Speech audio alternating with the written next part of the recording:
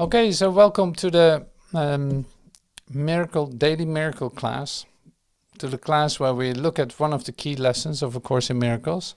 So I'm happy that you're here, gathered around me, and I love to see that we're, say, full on doing this. It's really lovely. That's wonderful. And I mean, you show up. That was the requirement. So today we're looking at the idea of salvation, and that's a bit of a, wow, big word. At least you can hear it like that. So we're going to take a look at it from a couple of angles, and one that will make it very clear for you what is actually meant by it. But say an essential part of the class too is looking at lesson 99, where we actually read that forgiveness and salvation are the same thing. And so that's going to be interesting, because salvation is kind of an abstract word, isn't it? So today in the class we look at salvation, forgiveness, all that. And first we start with quieting down by coming into presence here, coming into, oh yes, this is the only thing I'm doing right now. I leave everything behind what happened a moment ago, and this for me, in order to be fully present in what is going to be given to us in this present moment, and say with a joint purpose that we have of awakening to the, say, having the awareness of the reality of who we are in our consciousness. We practice this, and maybe receive this as one. You know, that's our possibility here. Receive this as one, and not making any differences, not making exceptions, not analysis or whatever. It's like, no, your intellect can really sleep for a moment, can really just relax, and don't think that you will miss something by not using your intellect. No, it's really the opposite way. So you will come to it in lesson 99, and in chapter 25, the remedy. The name of the chapter is the remedy. We'll take a look at some aspect of it. And first of all, it's important to remember that this is a miracle class. It is not logic. It is miraculous. And so in order to freshen up some of the miracle principles, I will read some of them to us, to just for a moment stand still with, say, entering into the place where we are doing this, or what is occurring, what are the possibilities. In fact, increasing the possibilities for ourselves by having a miracle mind opening up in us. So for the miracle principles, we go back to chapter 1, and some of the miracle principles are stated here. For instance, on page 10 of the book. Miracles attest to truth. They are convincing because they arise from conviction. Without conviction, they deteriorate into magic, which is mindless and therefore destructive, or rather, the uncreative use of mind. Each day should be devoted to miracles. God created time so that man could use it creatively and convince himself of his own ability to create. Time is a teaching device and a means to an end. It will cease when it's no longer useful for facilitating learning. Miracles, that's on B22, it's like miracles are natural expressions of total forgiveness. Through miracles, man accepts God's forgiveness by extending it to others. The second step is inherent to the first because light cannot tolerate darkness. Light dispels darkness automatically by definition. Miracles are natural expressions of total forgiveness. Wow, that's so great. So you can feel the totality of that. It's like there's not a little in between kind of deal exchange or something. No, miracles have everything to do with total forgiveness. And total forgiveness is probably easier than partial forgiveness, because partial forgiveness is not actually forgiveness. So here already we come into the sphere of salvation and forgiveness. So I'm going to look for one more miracle principle. A miracle 22H, B22H. A miracle rearranges the order of perception and places the levels in their true perspective. This heals at all levels because all sickness comes from confusing the levels. Miracle rearranges the order of perception and places the levels in their true perspective. This heals at all levels because all sickness comes from confusing the levels. Okay, so this will come back to us too, like true perception. True perception is in fact a part of the forgiveness. So forgiveness is not what you think it is. That's also good to know. Even just like salvation, it's not what you think it is. So what is it then? Well, that's the question that you're going to get an answer to with what we're going to read. And it will be so clear, because in chapter 25, Jesus shares with us absolute clarity in what you do when you come to this point where you start to accept something that is not true. So we'll come to that later.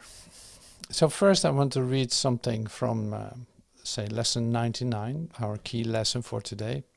And the key lesson is just, say, one of the miracle lessons that is packed full with new principles, new ideas that are, say, falling into place literally in what we read. You will discover that today too. One of them was already forgiveness and salvation is the same. It's like what can offer you a greater experience for yourself than total forgiveness, not leaving anything outside of that. So lesson 99 on page, I think 335, 335 of the Urtext Manuscripts. So it starts immediately off with the key sentence too. Salvation, so on page 335, salvation is my only function here. So I read the first paragraph. Salvation and forgiveness are the same.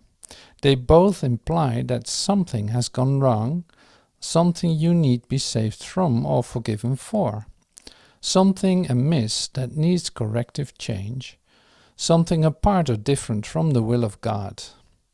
Thus do both terms imply something impossible, yet which has occurred, resulting in a state of conflict between what is and what could never be. So that's where the conflict is then. Thus do both terms imply something impossible, because if God created everything perfect, there's no such thing as imperfection. But the impossible has seemed to have occurred. Thus do both terms imply something impossible, but yet which has occurred, resulting in a state of conflict between what is and what could never be. So, and this is like fundamental of what we're doing today. It's like this conflict between, okay, something has happened, seems to have happened. I'll say it like that. It seems to have happened, yet it could never have happened if God created you perfect. So forgiveness then is to see this for what it is. It's like it could never happen. So I think something went wrong, but that's a mistake that can be corrected. Because in fact nothing occurred that, say, denies the perfection of your creator. And this is kind of logic, isn't it? And so that's good. We can use that logic. So all this is not about terminology. So all this has to do with how you are experiencing yourself. Because when you experience conflict, you're agitated, you're angry, you're afraid, you're sad, you're who knows what happens. For sure, it is not perfect happiness. That's for sure. So everything that's not perfect happiness is conflict, in fact. So you got used to conflict, and that will not change immediately. Maybe we get to that too. It's somewhere in 25 too. Since I'm reading this chapter now and recording it, all these things come up. It's like, oh yeah, here it is. Yeah, no, there's in chapter 25 something about that too. I know that for sure. So here we are. So like I said, it has nothing to do with terminology. This is not about terminology. No, this has to do with your well-being and with your choice for happiness and with your choice for letting yourself be free from what you think has occurred, but which in reality didn't have any effect. So I'm still talking a bit like on an abstract way. Maybe you call it vague, or so we get into more detail later. So bear with me. So another paragraph. Truth and illusions both are equal now, if you think that something has happened that is impossible. Truth and illusions both are equal now, for both have happened. The impossible becomes the thing you need forgiveness for, salvation from. Salvation, then, is the borderland between truth and illusion. It reflects the truth because it is the means by which you can escape illusion. Yet it is not truth because it undoes what was never done. So here's a question then. How could there be a meeting place where where earth and heaven can be reconciled within a mind where both of them exist? Well, you have an answer to that? So is there such a place where it comes together? Well, we're going to see. The mind which sees illusions thinks them real. They have existence in what they are. They have existence in that they are thoughts. And yet they are not real because the mind that thinks these thoughts is separate from God. So there's a crux. There's a crux. Like the mind that thinks these things, thinking that something has occurred that's actually not possible and doesn't,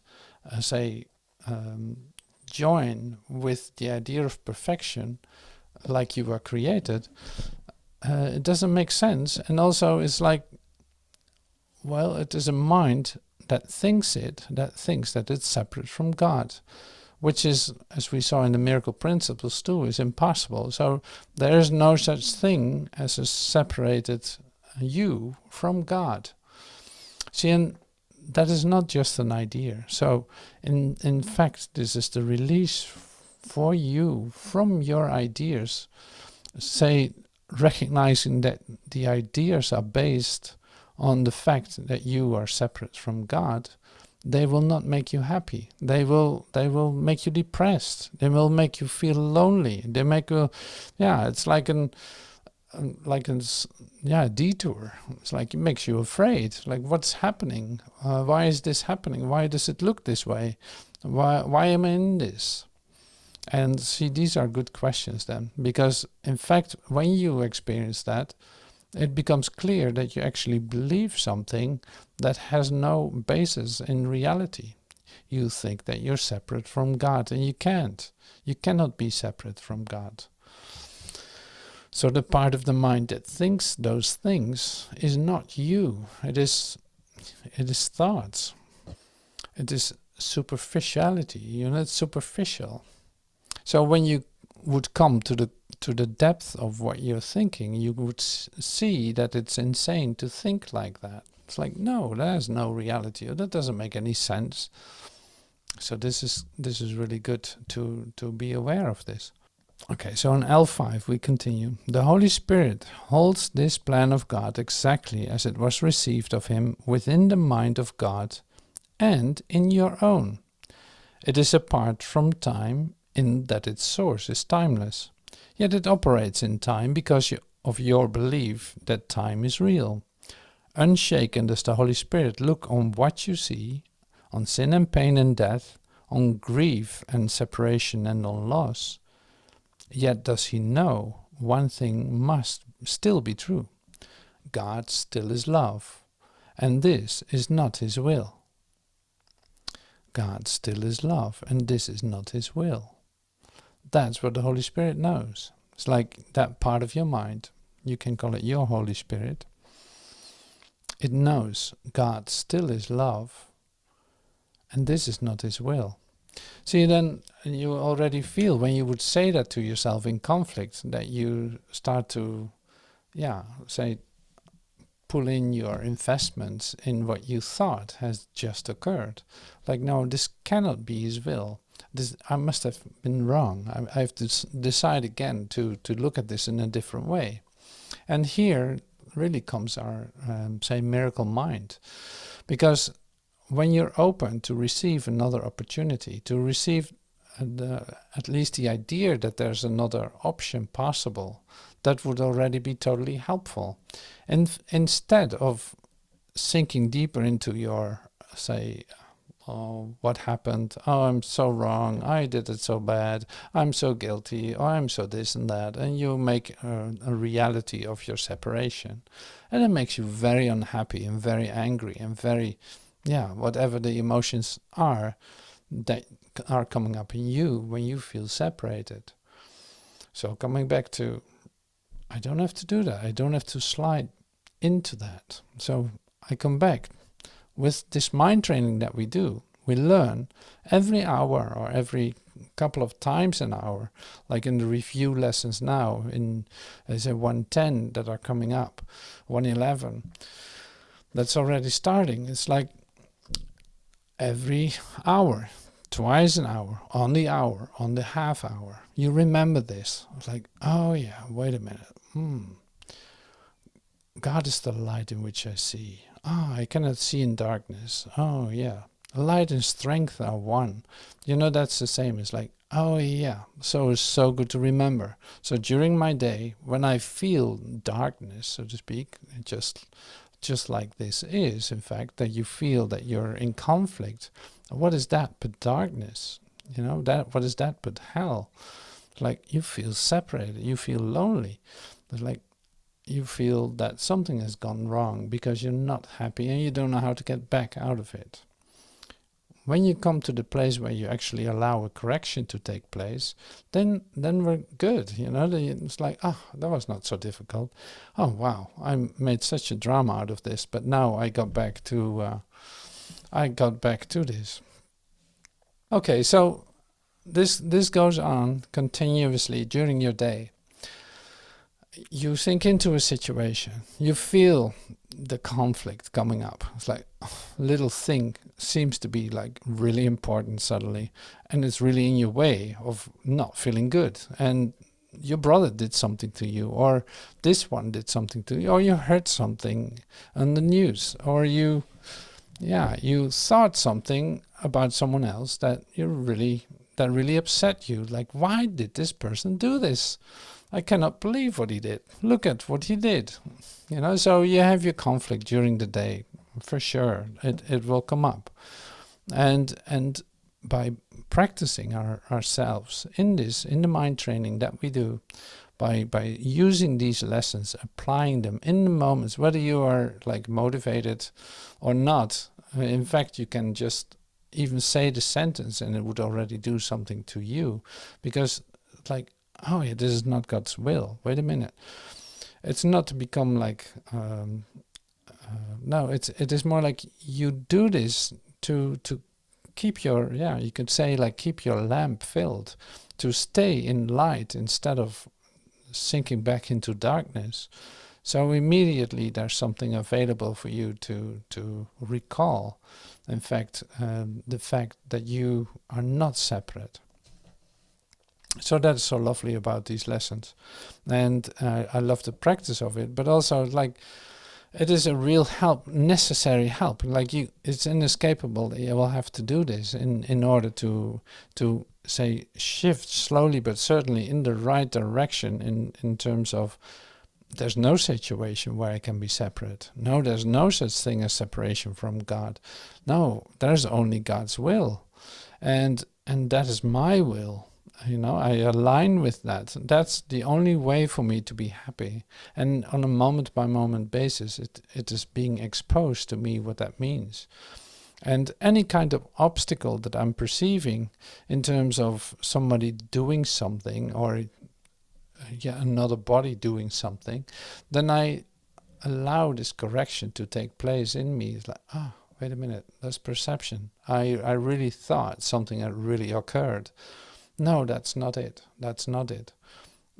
There's no opposition to the will of God. Like there's nothing else but the love of God. There's no exception to that. See, and that starts to make you happier and happier and happier, because it is a relief continuously, because you don't know how to deal with your human situations in which you experience conflict. You don't know how to resolve it, and you don't know how to deal with it, really. That's why they're coming back. So that's great practice. So let's see what's in there. Oh yeah, so salvation is your function with the one to whom the plan was given.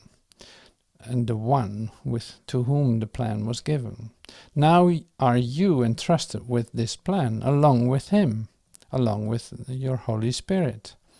He has one answer to appearances regardless of their form, size, depth, and attribute they seem to have. See, it's all about appearances. It's all about things that you see, perceive, think, and feel, and it's all appearances, that's for sure. It's like their size, depth, attributes they have. It really doesn't matter what form they come. And the situations are there, the appearances are there, and most of all, you esteem them as real. That's the main thing. And that's also the point that you have to recognize. Oh yeah, wait a minute. I'm seeing this. I'm the one seeing this. I'm the one perceiving this. I'm going to say, keep this sentence close, keep the lesson title close to myself. And which one is this? Salvation is my only function here. God still is love, and this is not his will. Bam. God still is love. This is not his will. Well, like no discussion, no in between, no unclarity. No, you perceived it. It is stirring up a conflict in you. This is not God's will. No matter what form, no matter what occurs. All this, like none of that matters. Here it is. So in chapter 25, in the remedy, you'll see that it's really about the same subject. Very close to this lesson, which is really cool. I mean, it's pretty amazing. So I started reading the remedy today with a very specific title. I cannot even recall it. It's like commuting the sentence with a capital S. Commuting the sentence. I wouldn't even know what that means right now. So that's on page 234. See, I'm probably not continuing on lesson 99 the way that I read it just a moment ago, but it's really great to read it again and see it in this light. It's like, oh, this is how clear this is. I see something that I really think is there, going on, like an appearance. I really think it is happening. It stirs up conflict in me. It is not God's will. It has no reality. And now what? And now what? Well, all the things that I was planning to do, all the things that I tried to do with myself in order to get even, or to say enjoy the conflict, so to speak, that is all the ammunition is taken away from that. No, this is not God's will. It has nothing to do with reality. Let it go. Let it go. You don't have to do anything with it. But it is not true. It did not happen. It is not where you think it is.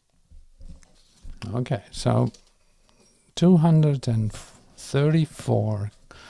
And actually, I'm starting with G6. It's going straight into salvation. G6. Salvation is no more than a reminder this world is not your home. Its laws are not imposed on you. Its values are not yours. And nothing that you think you see in it is really there at all. And this is seen and understood as each one takes his part in its undoing, as he did in making it. He has the means for either, as he always did. The specialness he chose to hurt himself did God appoint to be the means for his salvation from the very instant that the choice was made. His special sin was made his special grace. His special hate became his special love. So that's quite a beautiful paragraph. That's why I make a little note. Yeah, yes, this one, please. This one, please. This is so great. Salvation is no more than a reminder this world is not your home. Its laws are not imposed on you. Its values are not yours. Wow. So I see something in there that doesn't feel right. Well, that's great, because it is also not your home. It has nothing to do with you, in fact. So it's also not God's will. And it dissolves, in fact. In fact, you see it for what it is. It's like, oh my God, yes, I forgot about that. I'm not from here. I'm not from this world. So I'll read the next sentence again. And nothing that you think you see in it is really there at all. See, that's why it's so, say, total to read this as like nothing. There's no exception. So nothing that you see in it is really there. Nothing. Nothing that you think is in there is really there. And how do you know?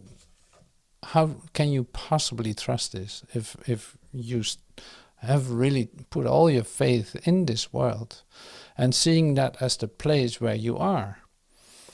Like, wow, look at the undoing that's taking place.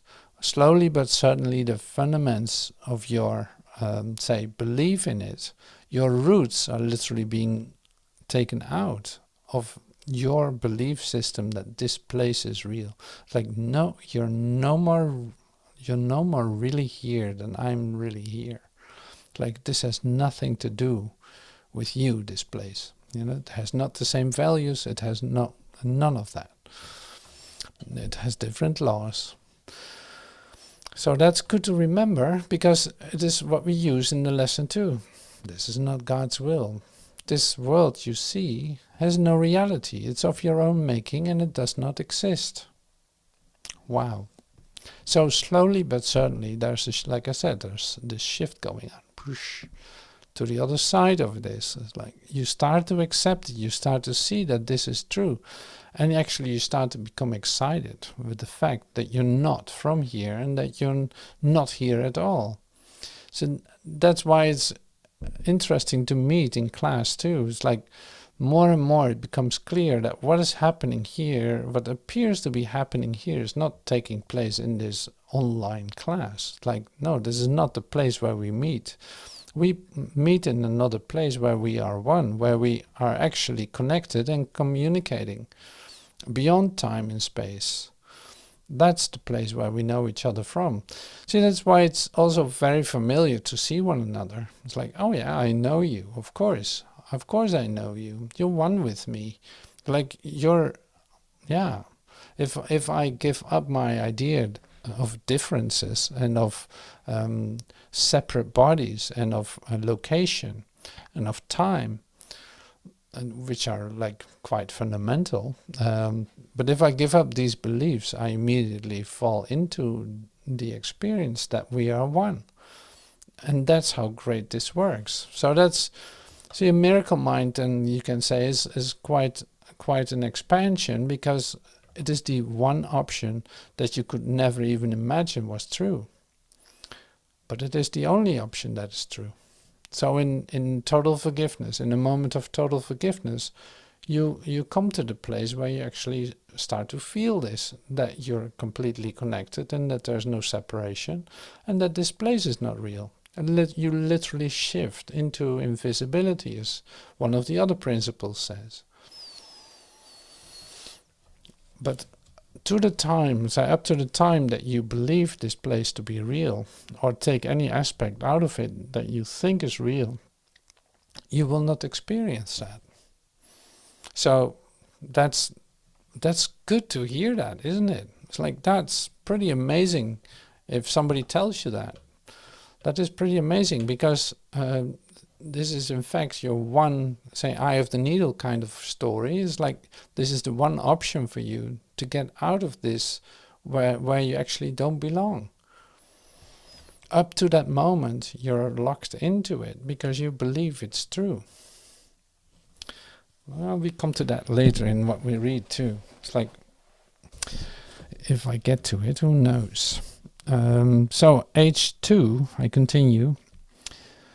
Yet is it possible that God created what God created not should share the attributes of his creation, say the characteristics of his creation, when it opposes it in any way? It cannot be the sinner's wish for death is just as strong as is his will for life. Nor can the basis of a world he did not make be firm and sure as heaven. How could it be that hell and heaven are the same? Well, there we have it again. How could it be that hell and heaven are the same? And is it possible that he did not will, what he did not will cannot be changed? What is immutable besides his will? And what can share its attributes except itself? What wish can rise against his will and be immutable? If you could realize nothing is changeless but the will of God, this course would not be difficult for you. Oh wait, this is good to read. If you could realize nothing is changeless but the will of God, this course would not be difficult. For it is this that you do not believe. You think that God's will is changed, full of change too. Yet there is nothing else you could believe if you but looked at what it really is. Let us go back to what we said before and think of it more carefully. It must be so that either God is mad or this world a place of madness. Okay, so here's a question then. Is God mad or is this world a place of madness? Well, that's not so difficult, is it? That is not so difficult. Oh my God. So, okay, so you got your option. Not one thought of his makes any sense at all within this world. And nothing that the world believes as true has any meaning in his mind at all. Wow. So this is great. Like, nothing that the world believes as true has any meaning. Wow. And not one thought of God makes any sense at all within this world. So now you can choose. Like, wow. So there's one key sentence I want to come to.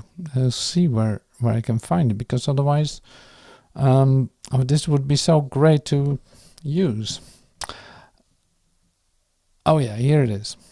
So age 5. So and then I'll stop reading, and because this I don't want to miss this sentence. So here, to justify one value, that the world upholds, is to deny your father's sanity and yours. So to justify one value that the world upholds is to deny your father's sanity and yours. For God and his beloved Son do not think differently. And it is the agreement of their thought that makes the Son a co-creator with the mind whose thought created him. And if he chooses to believe one thought opposed to truth, he has decided he is not his father's son, because the son is mad, and sanity must lie apart from both the Father and the Son. This you believe. See, and it does not depend in what form it comes to you. It's like, okay, so no matter what form, we read it in the same lesson too. So this is so exactly lesson 1999, that's unbelievable. It's like literally the same words. And I could not believe it when I read that. It's like, wow, that is so beautiful. So value one thing here, thinking that you are, say, I have to read the text. Okay, I'll get back to that later. So one thing you value that has no reality and truth, say, in fact, in that moment you confirm you're not your father's son. You're not, say, created by God. You're not part of his sonship. You're not one. So this hurts you, this hurts you, because in fact you start to separate yourself off from the oneness with God. And then even if you wanted to experience some relief in terms of feeling a moment of oneness, or having an experience of communication with your Creator, like that will not happen because of your value system. You value something, say you invest in something in this world and make it a reality for you, and that comes with the sacrifice of, in fact you sacrifice your beautiful communication that's direct and immediate, and where you experience the love of God that you're looking for so badly deep inside your heart. So that's why this conflict that you become aware of starts to, say, come up increases in intensity. When you do this, when you start doing the Course in Miracles, when you start doing these lessons, suddenly you feel like, wow, I'm so edgy right now. Because you know there's something else. You know that there's an alternative, but still you don't know how to get out of it. Well, then you see, like, the thing that you value, the thing that you accept as true, does a lot. That's why we always say at the beginning of the class, like, relax, leave all the concerns and concepts, leave them all outside, because you don't need them, and actually they're in the way for you to have a full-blown experience of your happiness, of your relationship with what is.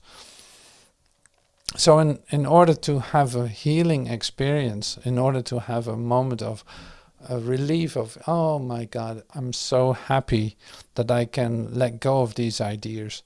I'm so happy that I can relax, fall into my Father's arms just for a moment, and then do whatever I need to do. But it's like, then I choose to have that happen. I want that to be true for myself. So that's why picking up this training is really helpful to you, because like you use time constructively, like you use it to remember your function. Your function is to be aware of your oneness with God. Like, so we say then salvation is your function, like forgiveness is your function. Salvation is your function. Forgiveness, forgiving that part of you in which you have valued something that has no reality, where you made a mistake, in other words. So when you allow, the whole forgiveness part is then you allow that mistake to be corrected.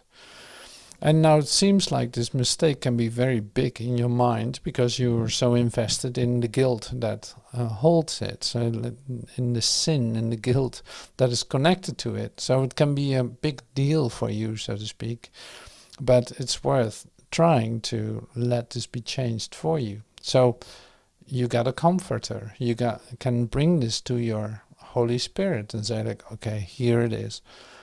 I know there's another option, but I don't know how to get to it. Here's my stuff, so to speak, that I don't want any longer. And I want salvation, in fact. I want to fulfill my function. I want to be happy, which is, that's my function, being happy. Not being in conflict and sinking down into darkness, into conflict, anger, and fear. No. I'm not going to let that happen this time. It's like, no, this is not God's will. I'm staying right here. I ask for help. It's like, I don't know how to do this, but I know I don't want to be in conflict. Take this from me. I gotta let go of this in order for me to fulfill my function and be happy and to feel the will of God flowing through me instead of something opposing me. So that is in fact lesson 99. So you see, it is really bringing things closer to the point where you decide, where you see like, oh, okay, I got to be careful in what I accept to be true. I got to be careful what I accept and what I can reject, in fact, or deny. Is like, you deny the denial. You say like no to what is not real. And it becomes more and more clear what it actually is. So that's why it is a training. That's why we go through all these exercises. But say the motivation is to become free of conflict, to have moments of peace of mind, to remember who you are, to fulfill your function.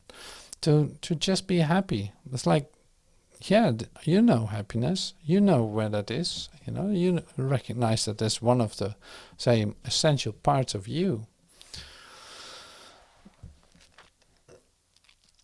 So, great.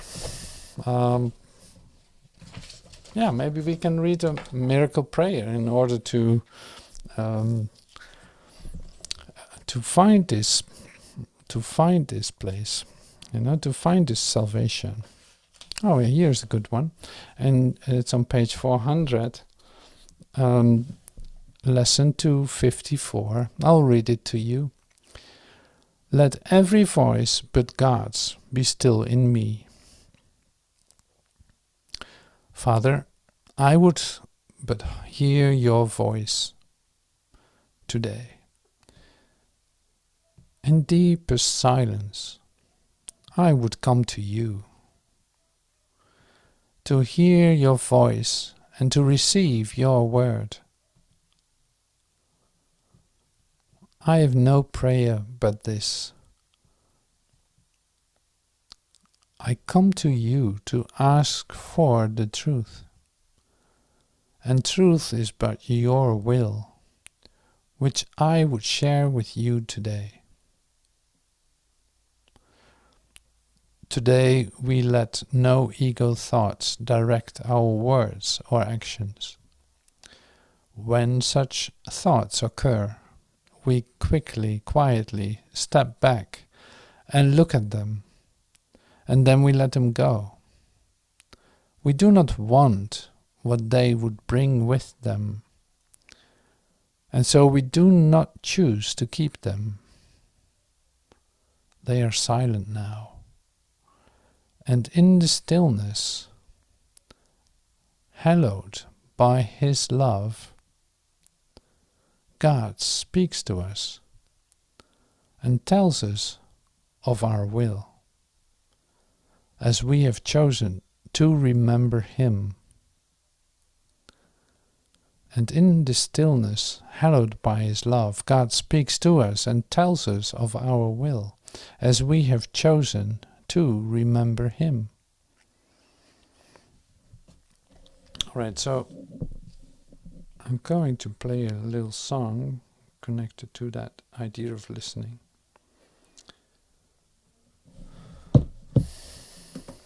So we'll be quiet for just a second.